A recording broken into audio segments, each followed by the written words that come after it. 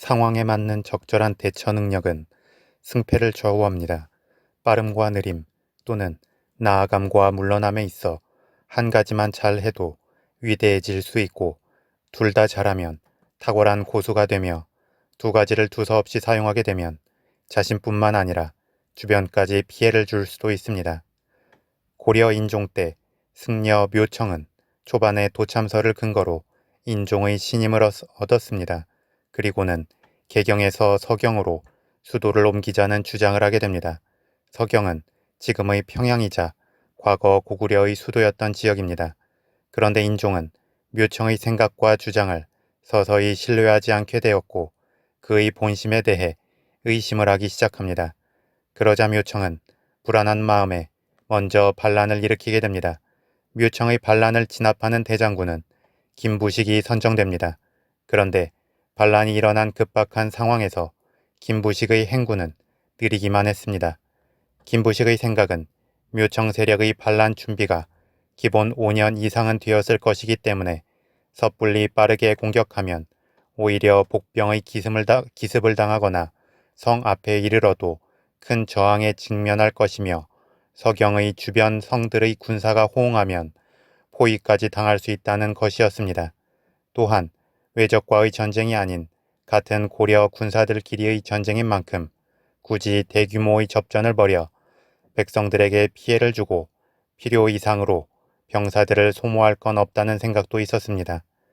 그래서 김부식은 서경의 반란에 호응할 수 있는 주변 성들로 사람을 보내 그들이 반란에 참여하지 못하도록 설득하였고 그렇게 주변의 성들을 안정시킨 후 서경에 이르렀고 서경에 이른 뒤에도 바로 공격하지 않고 또다시 서경 안의 사람들을 설득했습니다. 그렇게 심리적 압박과 적절한 설득으로 반란군을 이끌고 있던 조광 장군의 마음을 돌려세웠고 반란의 중심이었던 묘청을 비롯한 그 주변 인물들의 목을 베도록 했습니다. 그렇게 묘청의 난은 큰 군사적 소모 없이 마무리되었습니다. 하지만 묘청의 죽음으로 묘청의 난은 끝났지만 남은 반란 세력에 대한 김부식의 회유책에도 불구하고 개경 세력이 강경책을 밀고 가자 조광을 중심으로 서경의 반란은 이어지게 됩니다. 이에 김부식은 역시나 성을 포위하는 전략으로 일관하였습니다. 이에 인종을 비롯한 개경의 신하들과 김부식 밑에 있는 장군들까지 빠른 진압을 하도록 압박했습니다. 하지만 김부식은 인종을 설득함과 동시에 최대한 적의 예봉을 꺾을 때까지 기다렸고 성 주변으로 더 높게 토성을 쌓으면서 압박하다가 적의 기세가 약해진 것을 틈타 야밤에 한 번의 전면적 공격으로 승리를 거두게 됩니다.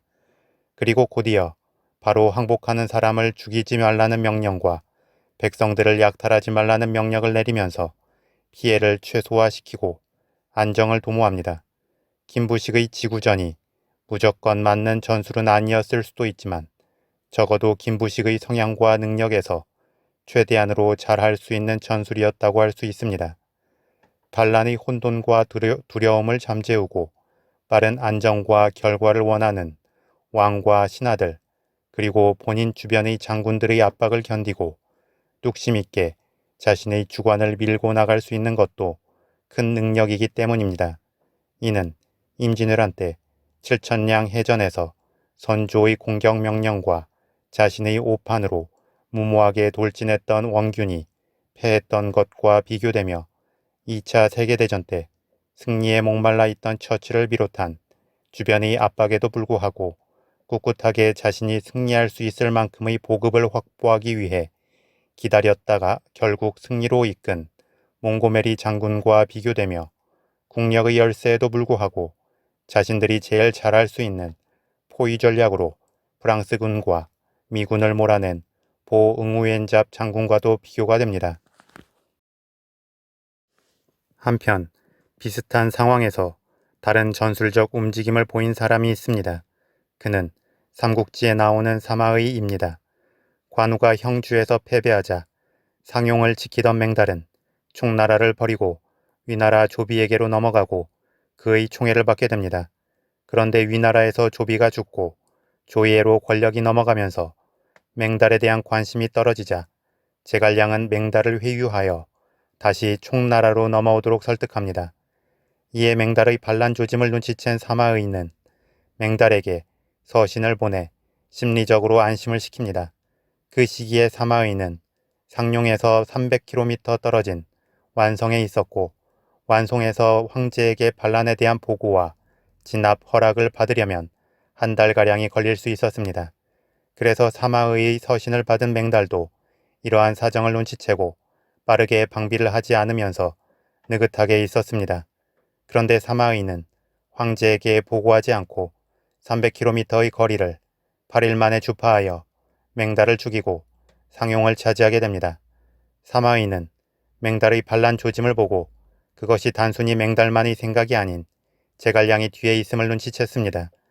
맹달이라는 장수보다 상용이라는 지역이 중요한 요충지였기 때문입니다. 원래 제갈량은 형주에서 낙양을 공격하고 익주에서 장안을 공격하는 양방향 루트를 생각하고 있었지만 관우가 형주를 잃으면서 그 계획이 틀어졌고 차선으로 생각한 것이 바로 상용 지역이기 때문이었습니다. 상용은 형주의 서북쪽에 위치하여 촉에서 상용으로 나가면 형주에서만큼 수월하지 않지만 완성을 지나 낙양을 공격할 수 있었습니다. 하지만 사마의가 상용의 반란을 진압하고 재탈환하면서 결국 제갈량은 익주에서 장안을 거쳐 낙양으로 가는 한 방향의 길밖에 남지 않게 됩니다. 더불어 사마의는 상용 반란 진압 때 완성에서 상용까지 빠르게 질주하는 전술을 택했지만 나중에 제갈량의 북벌을 방어할 때에는 여자옷을 보내는 제갈량의 조롱에도 반응하지 않으면서 꿋꿋하게 성을 지키는 지구전을 펼치기도 했습니다. 이처럼 사람들은 각자만의 강점이 있고 각자만의 움직임의 반응과 타이밍이 있습니다. 따라서 상황에 맞게 빠름과 느림을 다채롭고 유연하게 사용하면 가장 좋겠지만 그 이전에 자신의 능력의 한계를 잘 이해하고 무언가 반대의 능력이 떨어질 때에는 하나에 집중함이 더 좋을 것입니다. 우직하다 싶게 충분한 보급을 확보하여 승리한 몽고메리 장군도 본인의 완벽주의 성향에 잘 맞지 않는 마켓가든 작전이라는 기습작전을 주도했다가 그게 실패했던 전력이 있었음을 볼 때 역시나 적을 아는 것보다 나를 아는 게 우선이라 할 수 있습니다.